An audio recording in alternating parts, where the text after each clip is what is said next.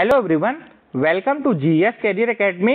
आज की क्लास में डिस्कस करेंगे 22 अप्रैल के करंट अफेयर के सभी इंपॉर्टेंट क्वेश्चन और साथ में करंट अफेयर से रिलेटेड सभी इंपॉर्टेंट फैक्ट। इसके बाद कुछ इंपॉर्टेंट स्टैटिक जीके के क्वेश्चन को और साथ में कल के करंट अफेयर को भी रिवाइज करेंगे। आज की पीडीएफ फाइल को आप हमारे टेलीग्राम चैनल से डाउनलोड कर सकते हैं। टेलीग्राम चैनल की लिंक इस वीडियो के डिस्क्रिप्शन में दी हुई है। तो चलिए अब स्टार्ट करते हैं। आज का पहला करंट अफेयर है, ऑयल इंडिया लिमिटेड ने भारत के पहले शुद्ध हरित हाइड्रोजन संयंत्र यानी प्योर ग्रीन हाइड्रोजन प्लांट की शुरुआत कहां की है। तो अभी ऑयल इंडिया लिमिटेड के द्वारा भारत का पहला शुद्ध हरित हाइड्रोजन असम की कैपिटल दिसपुर में बनाया गया है। तो इस क्वेश्चन के लिए सी ऑप्शन सही है।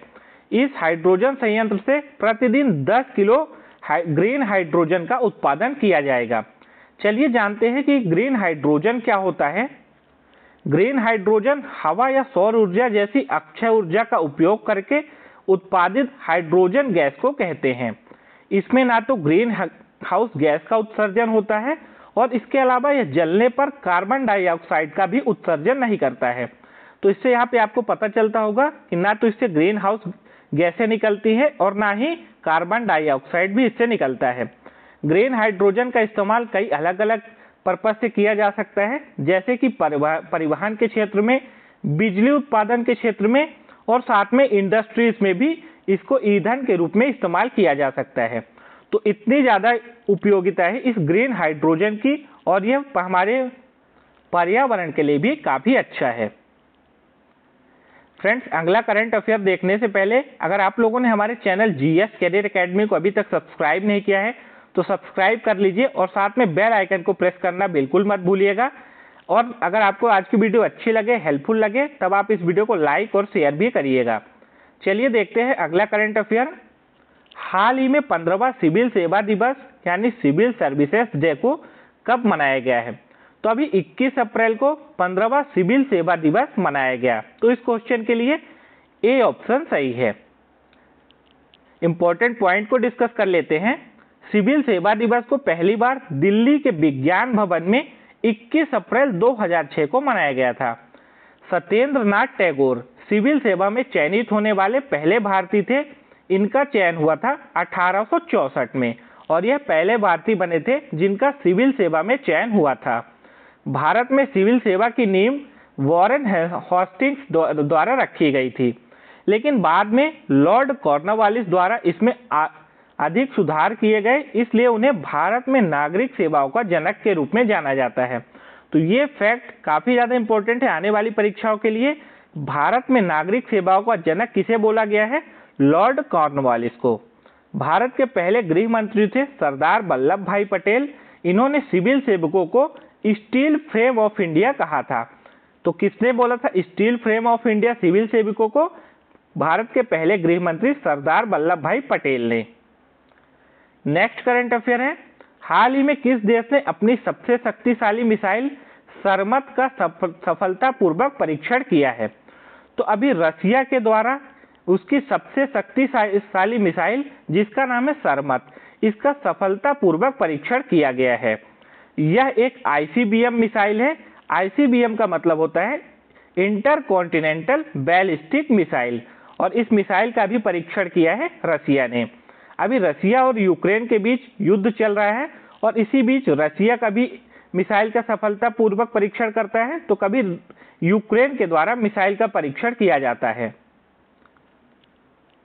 नेक्स्ट करंट अफेयर है, भारत के पहले पोर्टेबल सोलर रूफटॉप सिस्टम का अनावरण कहाँ किया गया है। तो अभी गुजरात की राजधानी गांधीनगर में भारत का पहला पोर्टेबल सोलर रूफटॉप सिस्टम का अनावरण किया गया है। पोर्टेबल सोलर रूफटॉप सिस्टम, जिसको आप यह इमेज में भी देख सकते हैं। इस सिस्टम को गुजरात की राजधानी गांधीनगर के स्वामी नारायण अक्षरधाम मंदिर परिसर में लगाया गया है। अब गुजरात से related top 5 latest current affair देखते हैं। गुजरात सरकार ने वतन प्रेम योजना को शुरू किया। नीति आयोग के निर्यात तैयारी सूचकांक 2021 में गुजरात को प्रथम स्थान मिला है।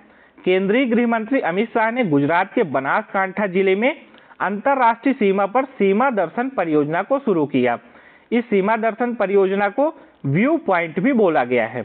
प्रधानमंत्री नरेंद्र मोदी ने गुजरात के अहमदाबाद शहर में 11वें खेल महाकुंभ का उद्घाटन अभी कुछ दिनों पहले किया। गुजरात सरकार ने नदियों के सम्मान में नदी उत्सव अभियान को शुरू किया है। नेक्स्ट करंट अफेयर है, हाल ही में किस भारतवंशी महिला को अमेरिका की उपराष्ट्रपति कमला हैरिस की कार्यकारी सचिव एवं रक्षा सलाहकार नियुक्त किया गया है? आप यहाँ इमेज में देखिए, ये हैं शांति सेठी, जो कि एक भारतवंशी महिला है और इनको अभी अमेरिका की उपराष्ट्रपति कमला हैरिस का कार्यकारी सचिव एवं रक्षा सलाहकार नियुक्त किया गया है। तो इस क्वेश्चन के लिए बी ऑप्शन सही है, ये हैं शांति सेठी। अब देखते हैं वैश्विक कंपनियों के भारतवंशी प्रमुख। आने वाले एग्जाम के लिए मोस्ट इंपॉर्टेंट है आपके लिए ये। फेडेक्स के नए सीईओ बने हैं राज सुब्रमण्यम। फेडेक्स जो कि एक अंतरराष्ट्रीय कंपनी है। अल्फाबेट और गूगल के सीईओ है सुंदर पिचई। माइक्रोसॉफ्ट के चेयरमैन और सीईओ है सत्या नडेला। ट्विटर के सीईओ कौन है? पराग अग्रवाल। आईबीएम के चेयरमैन और सीईओ है अरविंद कृष्णा। एडोब इंक के सीईओ है शांतनु नारायण। मास्टर कार्ड के कार्यकारी चेयरमैन है अजय पाल सिंह बग्गा। इसी तरह एफएटीएफ यानी फाइनेंशियल एक्शन टास्क फोर्स के अध्यक्ष बने हैं टी राजा कुमार। तो ये सभी जो कंपनियां हैं या फिर संगठन हैं, ये एक अंतरराष्ट्रीय हैं और इसके जो प्रमुख हैं ये सभी भारतीय हैं। नेक्स्ट करंट अफेयर है, किस भारतीय ग्रैंड मास्टर ने 48वां ला रोडा अंतरराष्ट्रीय ओपन शतरंज टूर्नामेंट का खिताब जीता है? तो अभी डी सुकेश सबसे युवा भारतीय ग्रैंड मास्टर बन गए हैं जिन्होंने 48वां ला रोडा अंतरराष्ट्रीय ओपन शतरंज टूर्नामेंट का खिताब जीता है। इनसे पहले भारत के सबसे युवा ग्रैंड मास्टर कौन थे? आर प्रज्ञानंद। लेकिन अब डी सुकेश भारत के सबसे युवा ग्रैंड मास्टर बन गए हैं।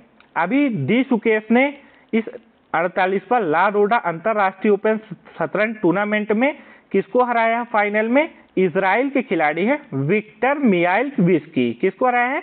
विक्टर मियाइलविस्की को हराकर इस अंतरराष्ट्रीय ओपन शतरंज टूर्नामेंट को जीता है। और इसी टूर्नामेंट में आर प्रज्ञानंद को कौन सा स्थान हासिल हुआ है? 3rd पोजीशन हासिल हुआ है। ये हैं डी सुकेश, जिनको आप यहाँ इमेज में देख सकते हैं, जो कि भारत के सबसे युवा ग्रैंड मास्टर बन गए हैं। नेक्स्ट करंट अफेयर है, भारतीय वायुसेना ने सुखोई 30 लड़ाकू विमान से किस सुपरसोनिक क्रूज मिसाइल का सफल परीक्षण किया है?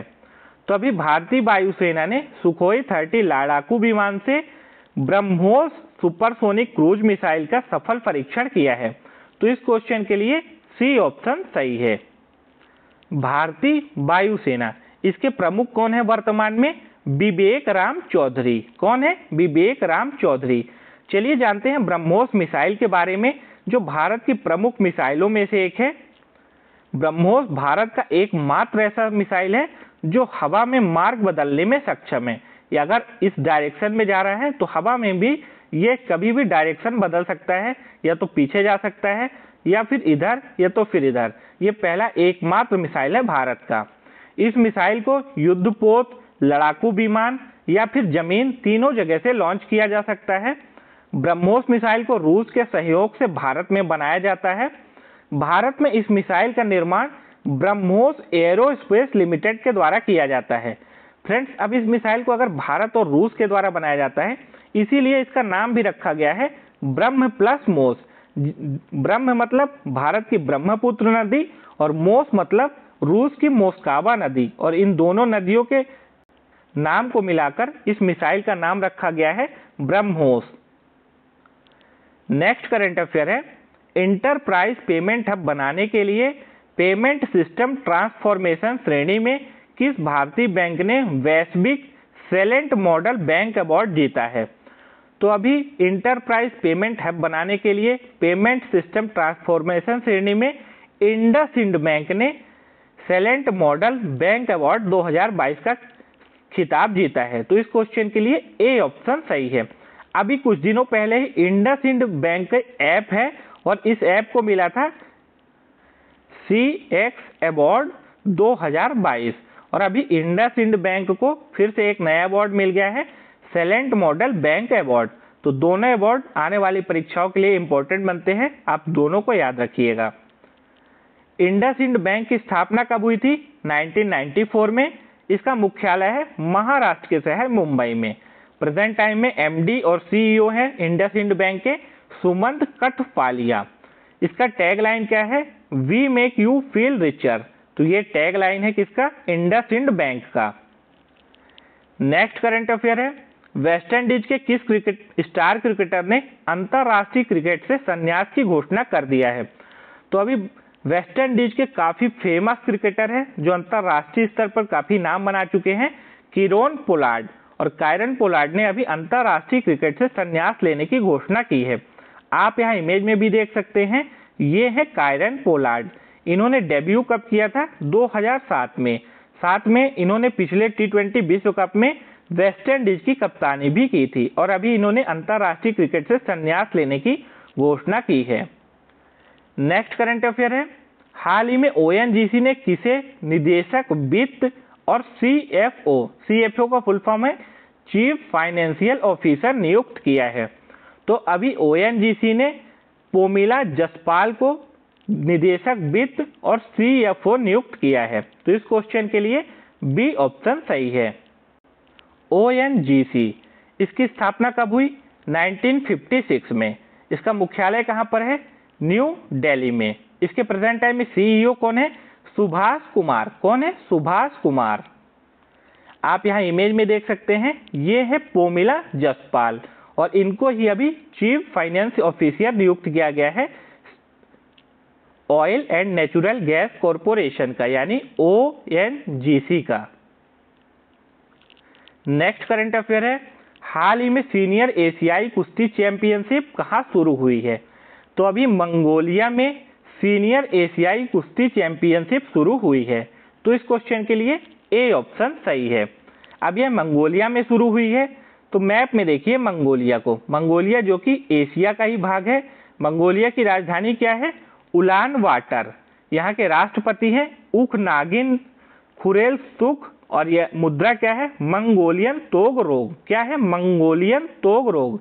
राष्ट्रपति का नाम थोड़ा सा उल्टा पुल्टा है, उखनागिन खुरेलसुख।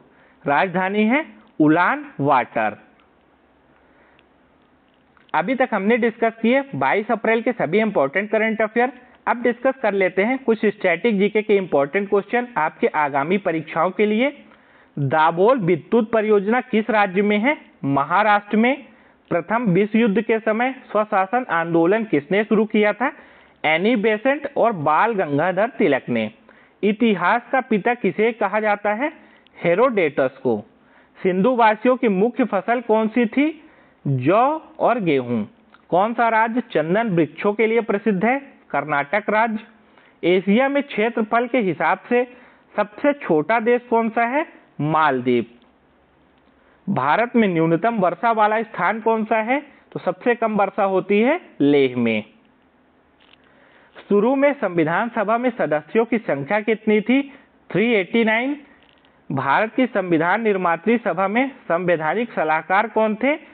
VN राव। शरीर से हृदय की ओर रक्त ले जाने वाली रक्त वाहिनी को क्या कहते हैं? शिरा। रक्त का pH मान कितना होता है? 7.4। अर्थशास्त्र का जनक किसे कहा जाता है? एडम स्मिथ को। CF एंड्रूज को दीनबंधु की उपाधि किसने दी थी? महात्मा गांधी ने। दिल्ली लाहौर बस सेवा की शुरुआत कब की गई थी? तो दिल्ली से लाहौर बस चली थी 20 फरवरी 1999 में। फ्रेंड्स, अब डिस्कस करते हैं कल के करंट अफेयर को, जल्दी से रिवाइज करेंगे। अभी प्रधानमंत्री नरेंद्र मोदी ने वैश्विक आयुष निवेश और नवाचार शिखर सम्मेलन का उद्घाटन गुजरात की राजधानी गांधीनगर में किया। अभी मध्य प्रदेश के छिंदवाड़ा जिले का एक संतरा उत्पाद है और इसको विशेष पहचान के तहत एक नया नाम दिया गया है सतपुड़ा संतरा। विश्व बैंक की रिपोर्ट आई है और इसके मुताबिक भारत में गरीबी 12.3% कम हो गई है। 2011 के मुकाबले 2019 में जो गरीबी की दर है वह 12.3% कम हुई है भारत में। और यह रिपोर्ट किसने जारी की है? वर्ल्ड बैंक ने। स्वास्थ्य एवं परिवार कल्याण मंत्रालय ने प्रधानमंत्री गरीब कल्याण योजना की अवधि को कितने दिन के लिए बढ़ा दिया है? अगले 6 महीने के लिए इस योजना को बढ़ाया गया है। भारतीय सेना की त्रिशक्ति कोर ने कृपाण शक्ति अभ्यास का आयोजन कहाँ किया है? अभी पश्चिम बंगाल के सिलीगुड़ी में भारतीय सेना की त्रिशक्ति कोर ने इस अभ्यास का आयोजन किया। कर्नाटक ब्रेन हेल्थ इनिशिएटिव का नया ब्रांड एम्बेसडर बने हैं Robin Uthappa. L root server प्राप्त करने वाला देश का पहला राज्य बन गया है राजस्थान। इसके एल रूट के बारे में हमने कल डिटेल में डिस्कस किया। आप में से जिन लोगों ने इसको मिस कर दिया है तो कल की वीडियो आप लोग देख सकते हैं। हाल ही में मैगी नामक उष्णकटिबंधीय तूफान के कारण कौन सा देश प्रभावित हुआ है? तो यह मैगी नामक तूफान आया है फिलीपींस में। कल के करंट अफेयर में आपसे 2 क्विज पूछे गए थे। पहला था सूर्य भूमध्य रेखा के ठीक ऊपर वर्ष में कितनी बार आता है? तो साल में 2 बार सूर्य जो है वह भूमध्य रेखा के ठीक ऊपर आ जाता है। तो इस क्वेश्चन के लिए सही आंसर क्या हो जाएगा? साल में 2 बार। निम्नलिखित में से किस ग्रह को धूल भरा ग्रह भी कहा जाता है? तो मंगल ग्रह को धूल भरा ग्रह भी कहा जाता है। इन दोनों क्विज के आप लोगों में से बहुत से लोगों ने सही आंसर किए हैं। अब आज के वीडियो में 2 क्विज के क्वेश्चन हैं जिसका आंसर देना है आपको कमेंट बॉक्स में। पहला है निम्नलिखित में से किस राज्य में बौद्ध धर्म से संबंधित देवनिमोरी स्तूप स्थित है? देवनिमोरी स्तूप यह कहां पर स्थित है? मध्य प्रदेश, आंध्र प्रदेश, कर्नाटक या फिर गुजरात। मिर्जा गालिब निम्नलिखित में से किस मुगल सम्राट के समकालीन कवि थे? आलमगीर द्वितीय, मोहम्मद शाह, बहादुर शाह जफर या फिर फारूक सीआरके। तो बताइएगा इन दोनों क्वेश्चन के आंसर आप हमें कमेंट बॉक्स में। कैसी लगी आपको आज की वीडियो? अगर आपको आज की वीडियो अच्छी लगी हो, हेल्पफुल लगी हो तो आप इस वीडियो को लाइक और शेयर करना मत भूलिएगा। चैनल को अभी तक सब्सक्राइब जिन लोगों ने नहीं किया है तो चैनल को सब्सक्राइब करके बेल आइकन को भी प्रेस कर लें, जिससे कि आने वाली वीडियोस की नोटिफिकेशन सबसे पहले आपको मिल जाए। मिलते हैं फिर नेक्स्ट वीडियो में, तब तक के लिए आप सभी को जय हिंद, वंदे मातरम, टेक केयर।